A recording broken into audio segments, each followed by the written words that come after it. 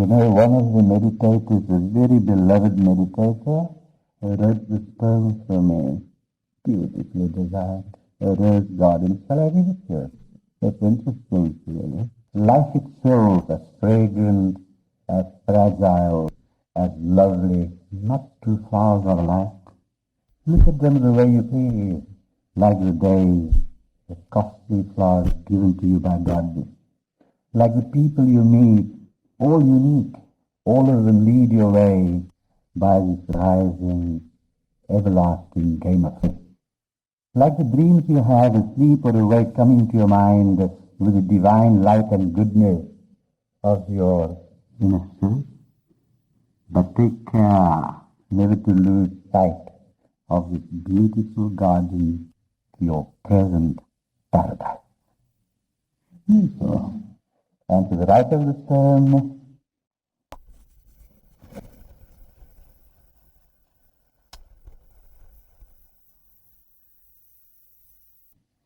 good. Now you have done your chant this morning. Many of you that have not come to other courses from Ireland have never heard me doing the chant. So do it with me, I will lead it. So for the new people, Bhavana is qualified in doing it, but perhaps, I've been requested that I should. We'll just do one round. Okay. Now, many people think it's like a rosary. You might regard that to be a rosary, but there are far, far deeper meanings. The words that are used, Aim, Rim, Krim, Samundaya, etc., they come from the original sounds from which this entire universe is composed. So they are in a grosser form, but the deeper implication is of the primal sound, which contains all the elements of which this universe is composed, and the universe is composed of fire, water, earth, air, and ether. Those are the basic 5 elements in the composition of the universe. When you do this chant, what happens? The first thing is that it uplifts the vibration. It brings the vibrations to a far finer level from its grossness, for one. The chant is done in such a way that when you say Aim, Rim, Kriyam, Samundaya, you're not breathing in, you're exhaling. Now, exhaling is far more important than inhaling. Inhaling comes naturally, but exhaling is controlled. So the syllables are made to such a measure where the proper amount of exhalation takes place. Now, by exhalation, what you're doing is getting rid of the carbon monoxide and all the toxins that are in your body. It has its physiological value. Right. The one value is uplifting the vibration. The second value is helping you physiologically. And the third thing is it brings the entire physiological and biological system into a rhythm. When the system, the physical body is brought into that rhythm, then the mind also goes into a rhythm and finds quietude. Now the spiritual practice involved, which is most important, and it is said that after you do 9 rounds, after about 3 rounds of chanting, with a little practice, you'll find the chant will go on by itself, and you will become the observer of the chant.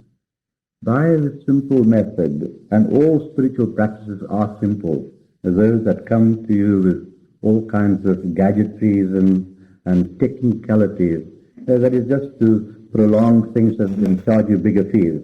They're like some lawyers, they postpone a case and next appearance and what have you, days made. So, what happens here? You learn, when you start observing yourself chanting, you start to learn the difference between the small I and the big I, that is you. The small I is the ego self, and the big I is your real inner self, divine self. So the divine self, or the superconscious level of yourself, can watch the workings of conscious level. Like this, with practice, you will find that it becomes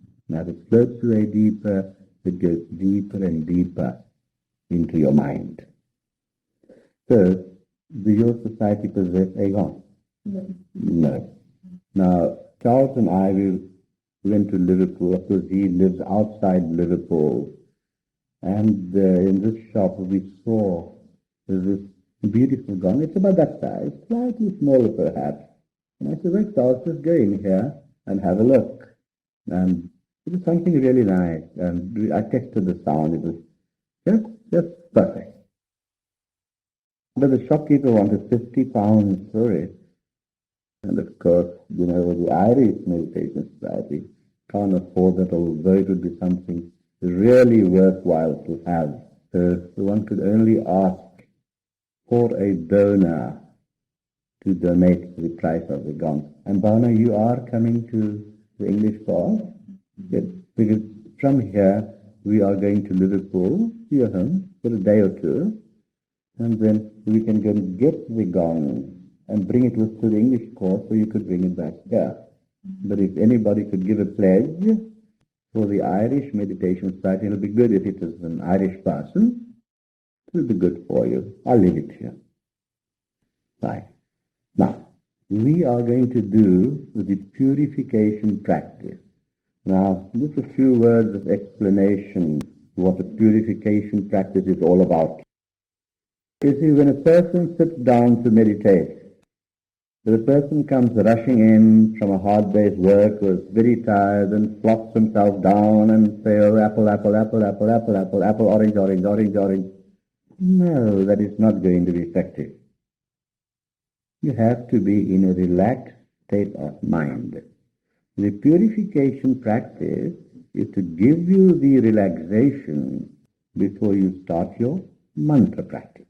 But the purification practice has to be done with all sincerity.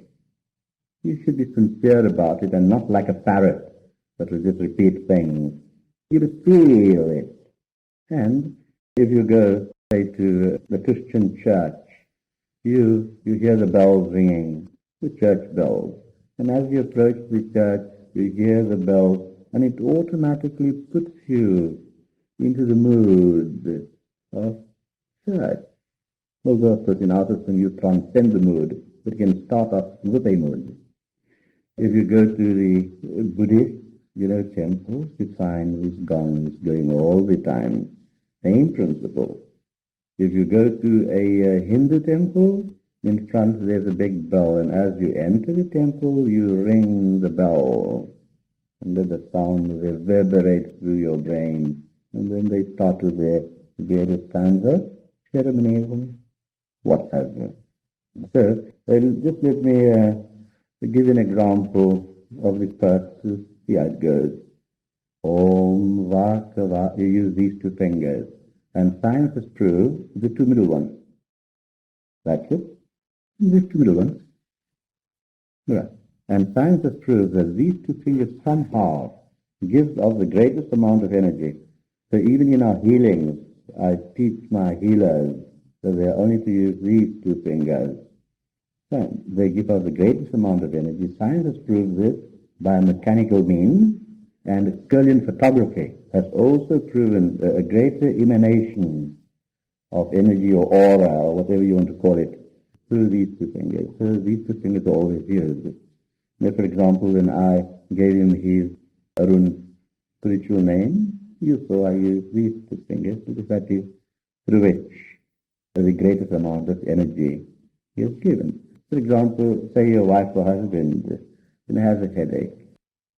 So use these two fingers, gently rub, and you'll find that the headache, the tension, headaches are produced by tension, mostly. And it relieves it quicker because of the amount of energy. So these two fingers are used. Now, let me do this first. I won't do the whole lot, just part number one. Om Vaka Vakaha, Om Prana Pranaha, Om Chakshu Chakshu, Om Shotram Shotram, Om Nabhi, Om Hridayam, Om Kantha, Om Shiraha, Om Mahubhyo Yasho Balamaha, Om Karatal Kar Yasho Balamaha. to all. So when we do this practice, not only for ourselves, but we offer this to all. It actually means, Om Vaka Vaka, let my speech be pure. Feel it sincerely. Let my speech be pure. Let me not tell any untruth. Om Prana Prana, let my breath take in and give out the vital energies. Prana is vital energy, the life force that's in a person. Let that be pure and vital. Om Chakshu Chakshu, let my eyes only see the goodness. Om Shotram Shotram, let my ears only hear good. Om Nabhi Navel, this is the solar plexus area where there is, as all nerves, a whole bundle of nerves there. Let those nerves be purified and not tightened up so that my whole body could feel the benefits of it. And then Om Hridayam, heart. Let my heart always be pure and loving. Om Kanta. May I always speak in a sweet way, never in a harsh way, never to hurt anyone, but always in sweetness. Om Shiraha, top of head, let my mind, my brain, always be filled with good thoughts for myself and for others. And then Om Rahubhyo Yashu Balamaha, you touch the knees, let me have strength in my limbs. And then Om Karatalkar Yashu Balamaha, you put on this up, may this be for all. Good. Now, you take the water in your left hand, the glass, left hand, Ted. It is the left, right? Yes, it's my right, so that must be your left. You got it in both hands. Right. Om Vaka Vaka. Repeat. Om Vaka Vaka. Om Prana Prana. Om Chakshu Chakshu. Om Shotram Shotram. Om Nabhi. Om Hridayam. Om Kantha. Om Shiraha. Om Bahubhyo Yasho Balamaha. Om Karatalkar Yasho Balamaha. To all. Now we come to the second portion, which is Om Buha Punatu means again. Om Buha Punatu Shirahi. Om Buha Punatu Naityam. Om Swaha Punatu Kante. Om Manaha Punatu Hridayam. Om Janaha Punatu Nabhyam. Om Tapaha Punatu Padyam. Om Satyam Punaha Shivati. Om Han Brahma Punatu Sarvatra. Now, while doing this, do it slowly and feel that your speech will be pure, good, truthful. Your breath will be sweet. And you're taking in the prana, the vital force, and giving off the prana. Because every time you breathe in, you're breathing in the vital force. And when you breathe out, you're doing so much good. You're helping the plants and flowers to grow. You know that.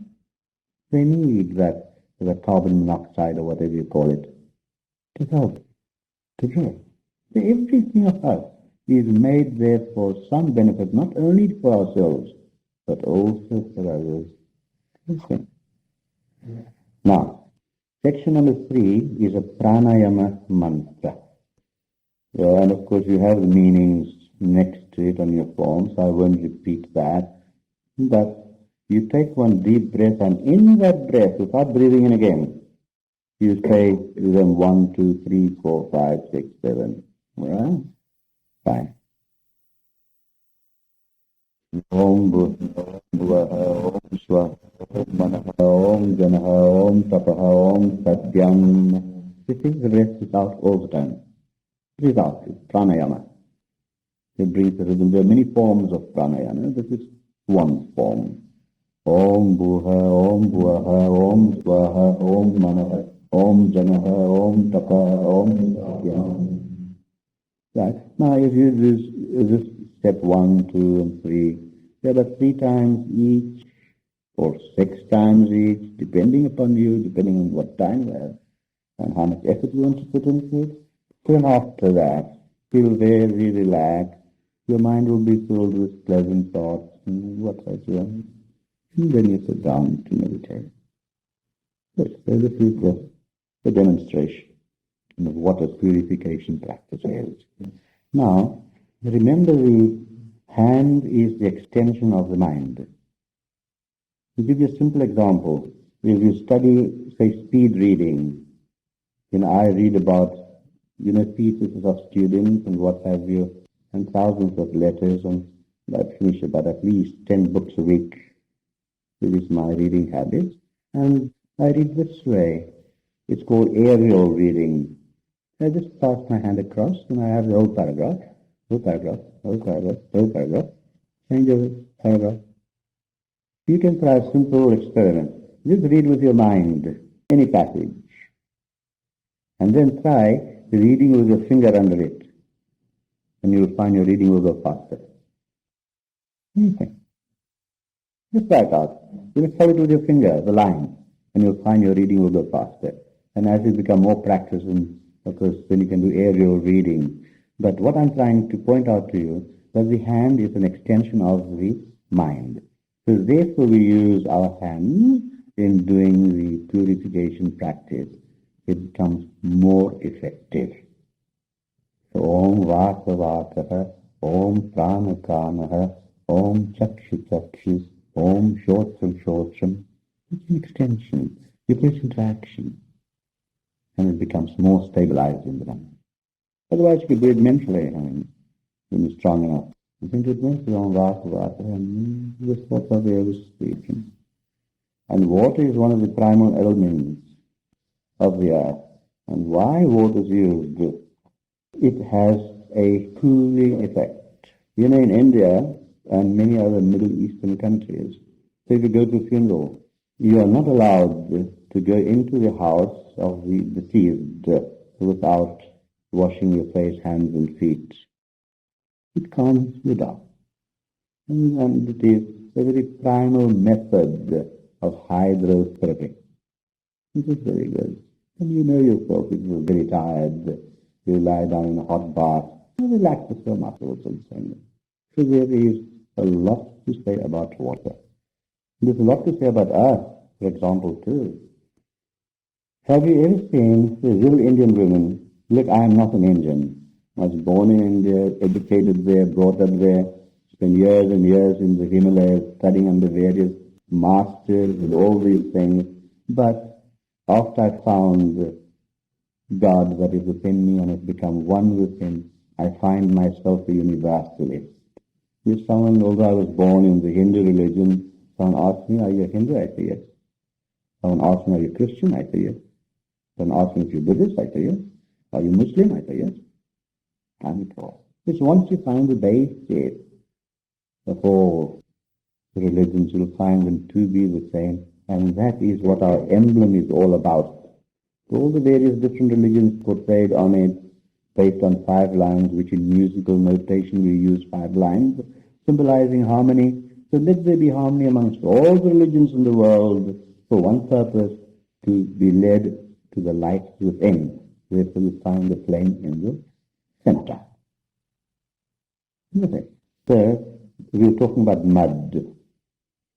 Have you watched the hair of real Indian women, not westernized women?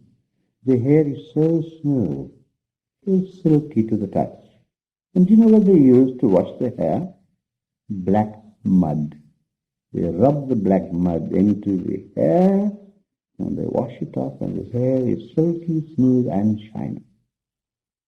See the mineral properties of the earth, especially black soil. And here, the most richest firms in the world are cosmetic manufacturers. They're the richest firms in the world. Millions and millions and billions of dollars are spent on cosmetics. Well, different cultures have their ways. Can't go and change the whole world, but I'm trying to give you an example of the value of the 5 primal elements that constitute the world. water, air, fire, blah, blah, blah. Okay. So, we've done that, we've done that, we've done that. Now, any questions? Which I felt it my duty today to demonstrate certain practical things, especially to new meditators, and some of the old ones, of course, know. It's always good to be reminded, I think.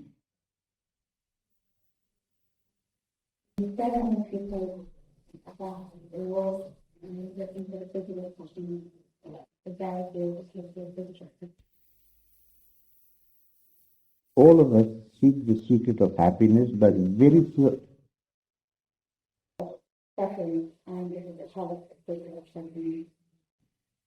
Jump in a lake. Good.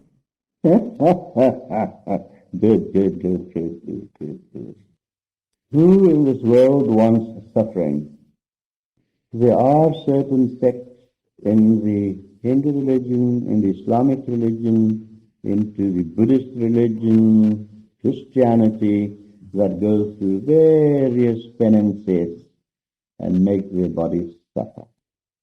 In India, I have seen certain so-called yogis that would stand on one foot for kingdom come, and thinking that by doing that penance, that they would reach enlightenment.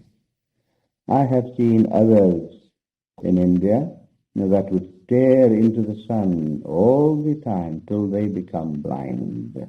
And, of course, in the Christian religions too, we have penances. I believe in one thing, that no amount of penance can lead you to enlightenment. And if you overdo it, it will lead you to disillusionment. A certain amount of penance is necessary for one purpose only, and that is to discipline oneself. Right? Because human beings require some discipline. And by having some discipline, you don't go wild. That's the whole purpose behind it. We are like horses, and discipline are the reins. You allow the horses to run, but the reins control the horses in what path to go and not run wild. So we must have a certain amount of discipline, but not extreme penances that makes us suffer. And that many times could become fanaticism. The Hindu Swamis, for example, preach celibacy. It's a form of penance. So they say you sublimate your sexual energies and turn it into ojas. Ojas, Sanskrit word which means light. And that is totally impossible. Scientifically impossible, and in every mystical way it is impossible. And you're stopping something which is totally natural. So why go through penance? Because that's a penance. It's something you've brought certain kind of suffering upon yourself. And that causes a lot of repressions and inhibition. Right? I think I have told the story in some talk somewhere, I never remember where. As a matter of fact, every talk I give you ask me half an hour later, what did you talk about? I said, I don't know, unless I listen to the tape myself. There was this one young couple who met some Swami. And the Swami said, if you want to reach enlightenment, both of you must practice celibacy. Total continence, celibacy. A month went by, 2 months went by, 3 months went by, and they became nervous wrecks. Nervous wrecks. So they heard of me and they came to my place, to my center that I had in Cape Town, in the center of the city. They came to me and they explained me their problem. And I said, forget all this Swami's nonsense. The Swami is a monk. And of course monks deal a lot in monkey business. If you go to bed together tonight, your husband and wife. But 3 weeks later they came to me and they were totally normal and loving while they were practicing the celibacy, They were all at loggerheads with each other, and they became irritable and emotional, and they couldn't concentrate on the work, and things like that. So everything must have its natural course, and it is not necessary to inflict any misery or suffering upon us. Now the question is, if suffering comes to us without our doing, then what? There's only one way. You cannot change the man that makes you suffer. But you can change yourself. You can gain that inner strength within yourself that whatever is inflicted upon you runs off you like water off a duck's back. So there is the secret in how to avoid suffering. Yes, you strengthen yourself. And you strengthen yourself through spiritual practices, which of course is a way of finding happiness. So, if you take the analogy of oblong piece of wood, and you cut it with thin end there and the broad end here, and the bottom block would be the thin end there and the broad end there. Oblong piece of wood.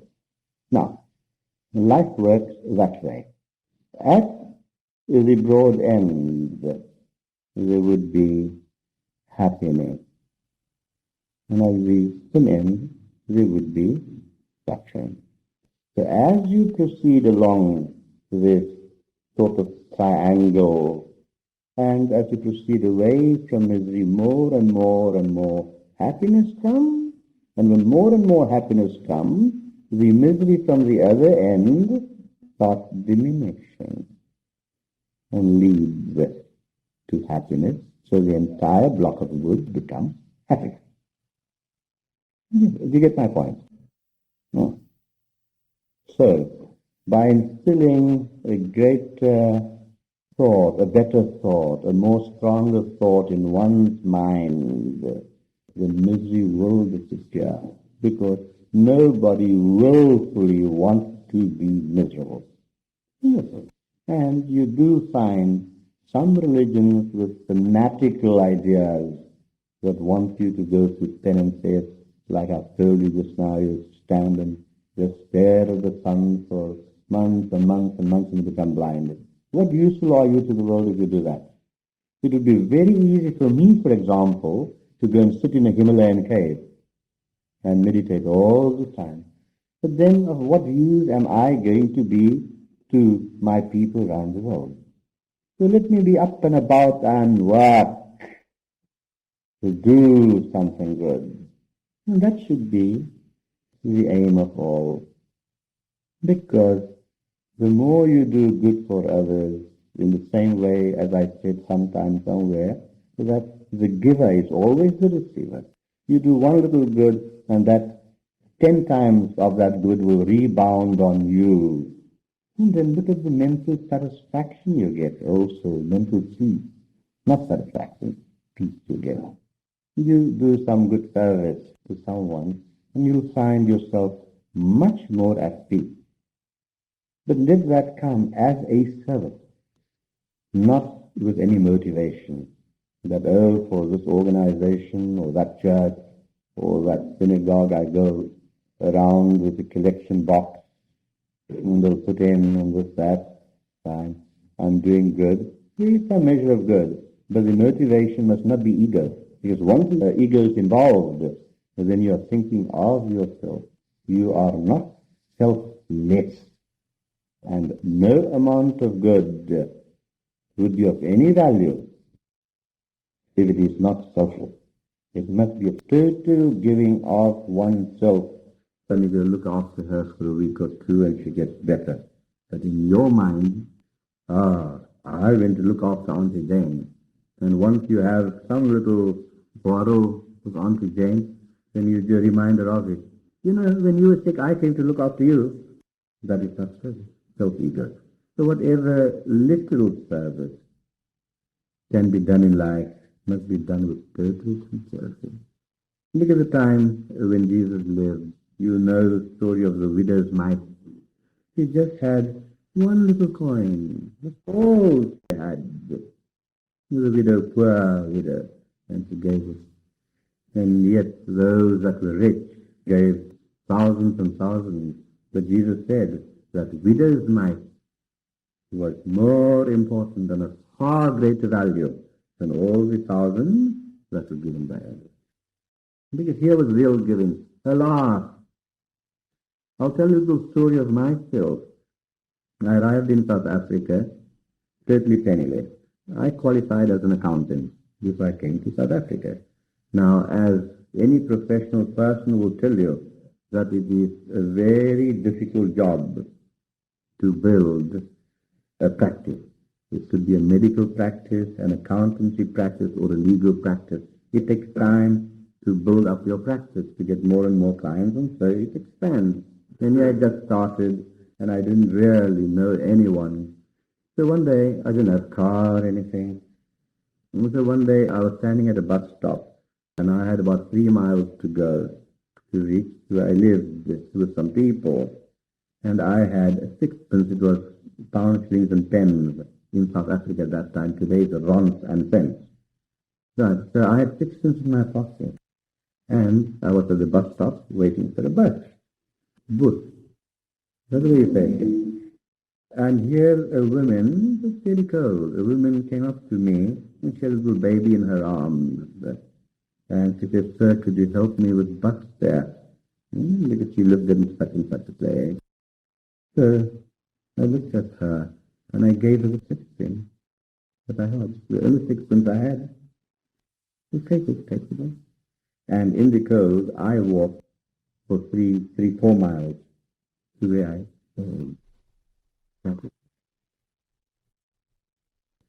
I only use these examples to illustrate the points I'm trying to make, because by illustration, a point can get driven home far better. Yes. So, the secret of suffering is not really necessary in our lives. The secret of happiness is necessary. I like some of the teachings of Buddha. He lived in palaces, royal palaces, born as a prince. He had all the wealth and everything his heart desired. Then after that, when he left his home, left his wife and child behind, to find the meaning of life because of certain things he had experienced. He saw a man suffering, he saw an old man, he saw a corpse passing, etc. And he wanted to know why the suffering, why.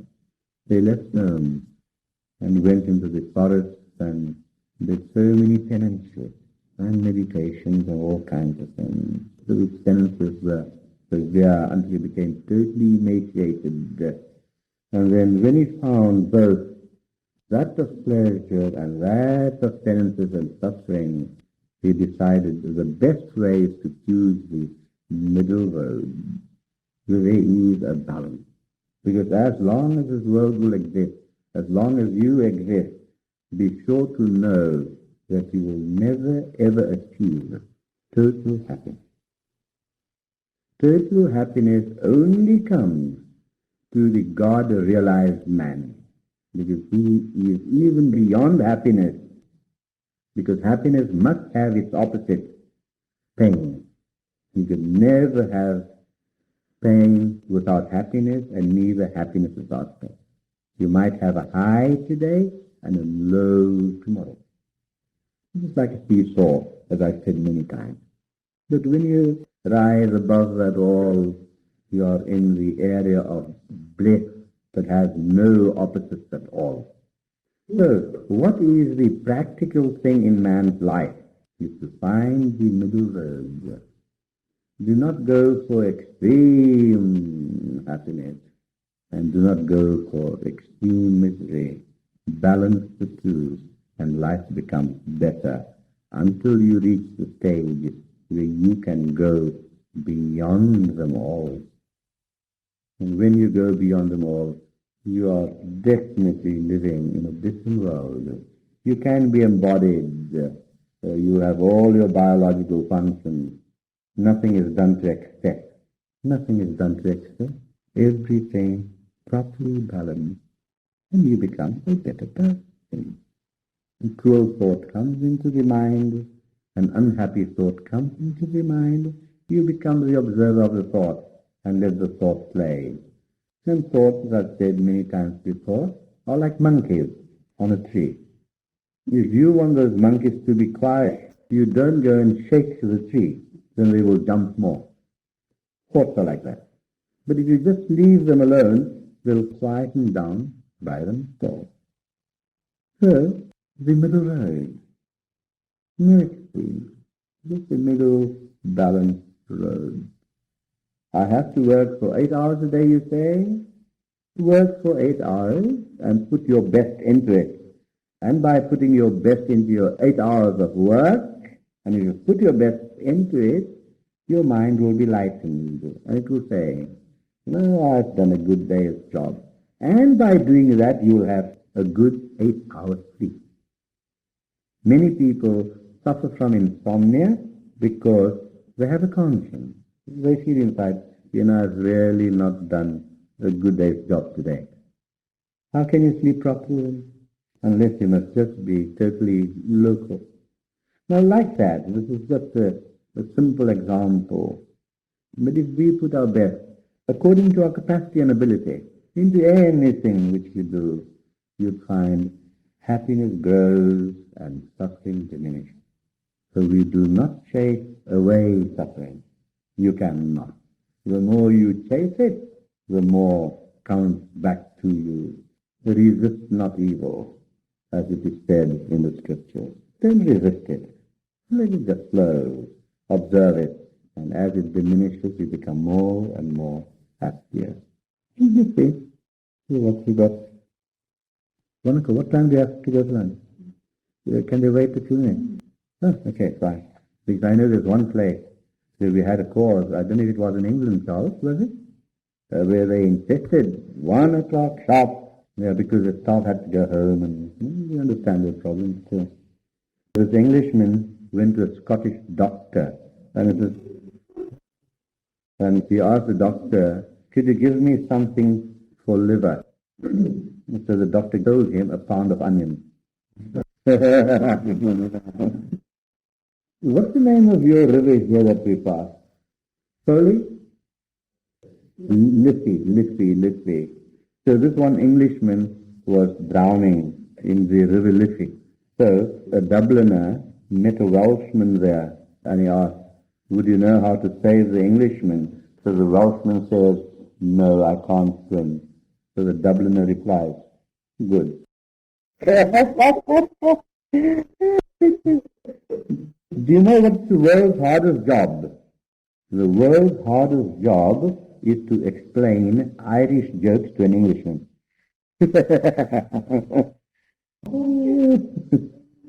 And then this Scotsman, right, he needed 500 pounds in a hurry.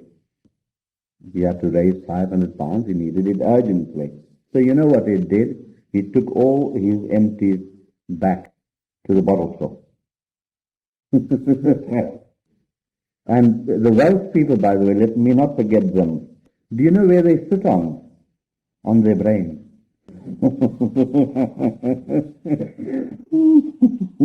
You know what's harder than a diamond?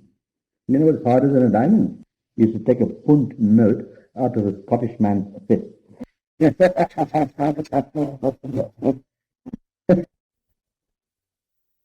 No, well, you enjoy your lunch very much, and see you this afternoon. Okay. I'm getting old, now. Imagine to come was calling one road all the time, reading in different bed, eating different kinds of food, different times. So I don't know how to do.